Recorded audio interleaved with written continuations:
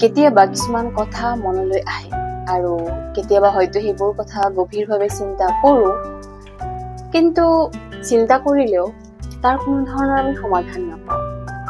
কথাবোৰ সকলো স্পেচিয়েলি সকলো মহিলাই ফিল কৰে।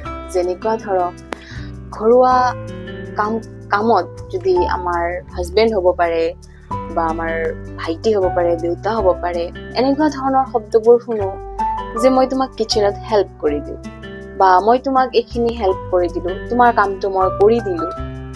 চ' এনেকুৱা লাগে যেন হয় কিচেনৰ কামবোৰ বা ঘৰৰ কামবোৰ আমাৰ ফিমেলখিনিৰ আৰু সেইখিনিক আমাক হেল্পহে কৰিছে। আমাক যদি ঘৰুৱা কামবোৰ কোনো মেল মেম্বাৰে কৰি দিলে তেতিয়া সেইটো আমাক ফিল কৰাব যে আমাক হেল্প কৰি দিছে। কিন্তু আপোনালোকে সঁচাকেই ভাবি চাওকচোন, এই যিখিনি ঘৰুৱা কাম বা বেচিক স্কিল সেইখিনি কি সঁচাকৈয়ে আমাৰ ফিমেলখিনি? মই ভাবো ইয়াতে আমাৰ ভুলটো পেৰেণ্টিঙত। কাৰণ আমি সৰুৰে পৰাই বা আমি নিজে যেতিয়া সৰু আছিলো তেতিয়া আমাৰ ঘৰৰ কামৰ কাৰণে মাহঁতেই আমাক আগভাগ ল'বলৈ দিছিল বা যিকোনো কামত ডাঙৰ হলে কৰিবই লাগিব, এতিয়াৰ পৰা কৰ। কিন্তু সেই একেই নিয়ম, সেই একেই কাম ল'ৰাবিলাকৰ কাৰণে প্ৰযোজ্য নাছিল।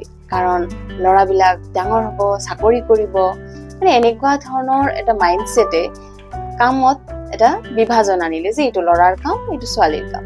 বাট তেনেকুৱা কোনো ধৰণৰ জেণ্ডাৰ বায়াছেছ একচুৱেলি কামত আমি ক'ব নোৱাৰো। কাৰণ ঘৰখন যিহেতু অকল আমাৰ নহয়, অকল ফিমেলৰ নহয়, স্পেচিয়েলি ঘৰৰ ক্ষেত্ৰত ল'ৰাজনৰ বা মেল মেম্বাৰজনৰহে কোৱা হয় মেনশ্যন কৰি যে ঘৰখন অমুকৰ। ঘৰখন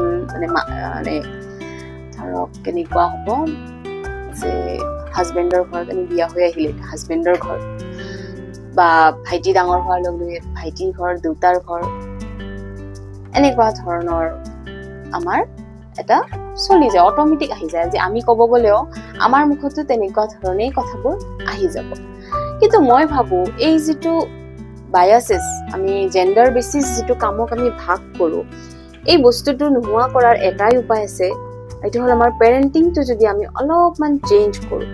সৰুৰ পৰাই ল'ৰাই হওক বা ছোৱালী হওক, আমি যদি সৰুৰ পৰাই প্ৰত্যেকটো ঘৰৰ কাম, সৰু সুৰা কামবোৰ আমি সিহঁতক কৰিবলৈ উৎসাহ দিওঁ, আৰু কিয় প্ৰয়োজন সেইটো মই ক'বলৈ গৈ আছো। উৎসাহ দিলে যে এইটো ল'ৰাৰ কাম, এইটো ছোৱালীৰ কাম, সেই মাইণ্ডছেটটো ল'ৰাই হওক বা ছোৱালী হওক সিহঁতৰ মাজত কি নহ'ব, ডেভেলপ নহ'ব।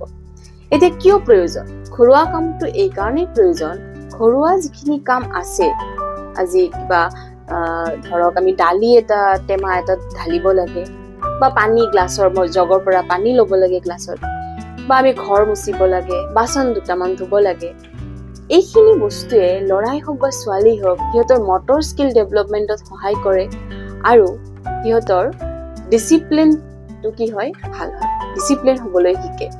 তো তাৰ কাৰণে আমি সৰুৰ পৰাই এইখিনি বস্তু যাতে এতিয়াৰ পৰা যদি আমি চেষ্টা কৰোঁ পেৰেণ্টছখিনিয়ে, তেতিয়া হয়তো আমি এটা ফিউচাৰৰ কাৰণে আমি এই যিটো মাইণ্ডছেট হৈ আছে, আমাৰ কামৰ যিটো ল'ৰা ছোৱালী ভাগ বতৰা হৈ আছে, সেই বস্তুটো হয়তো নাথাকিব।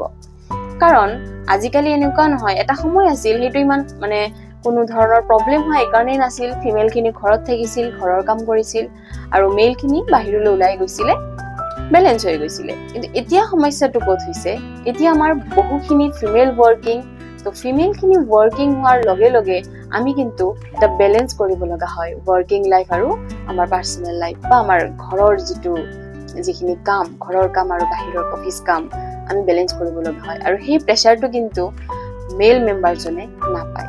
কিন্তু এইটোৱে যদি আমি এনেকৈ শিকো যে যিহেতু ঘৰখন আমাৰ, ঘৰৰ কামবিলাকো আমাৰ, আমি শ্বেয়াৰ কৰিব পাৰো, তেতিয়া হয়তো প্ৰত্যেকৰে বা ফেমিলি মেম্বাৰত এটা ভাল বণ্ডিঙো ক্ৰিয়েট হৈ থাকে, প্ৰত্যেকে প্ৰত্যেকৰ লগত ভাল সময় কটাব পাৰিব, আৰু তেতিয়া কামৰ প্ৰেছাৰো যিকোনো এজনৰ ওপৰত নপৰিব, তেনেকৈ হয়তো আমাৰ সম্পৰ্কবিলাকো ভাল থাকিব।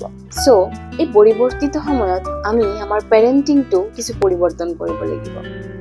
আমি সৰু থাকোঁতে যিটো সময় আছিলে, আমাৰ মা দেউতাই যিটো চিষ্টেমত আমাক ডাঙৰ কৰিছিলে, তেতিয়াৰ কাৰণে সেইটো এপ্ৰপ্ৰিয়েট আছিলে।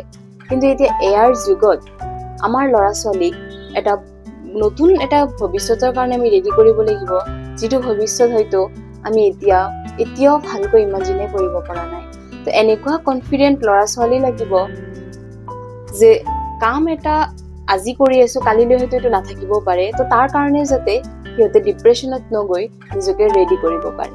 তো তেনেকুৱা এটা পেৰেণ্টিঙৰ কাৰণে সৰুৰ পৰাই আমি প্ৰত্যেকটো সৰু সৰু বস্তু, প্ৰত্যেকটো স্কিল আমি সিহঁতক শিকাব লাগিব।